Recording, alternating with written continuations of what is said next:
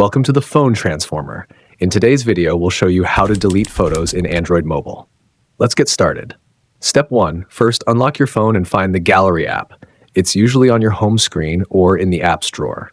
Tap it to open, as this is where all your photos and videos are stored. Step 2. Once you're in the gallery, scroll through and choose the photo you want to delete. You can also select multiple photos by long pressing on one, then tapping on others. Step 3. After selecting the photos, look at the bottom of your screen for the delete icon.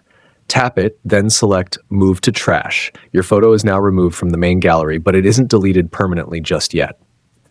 Step 4. If you decide to delete the photo permanently, tap on the 3 horizontal lines, usually found at the bottom or side of the screen, and select the Trash option. Step 5. Inside the Trash section, you'll see all the recently deleted photos. You can tap on one or select multiple images that you'd like to delete forever. Step 6. Finally, tap the Delete button, usually found at the bottom right corner, and then confirm by tapping Delete again. And just like that, your photos are gone permanently. Thanks for watching, and please subscribe to the channel.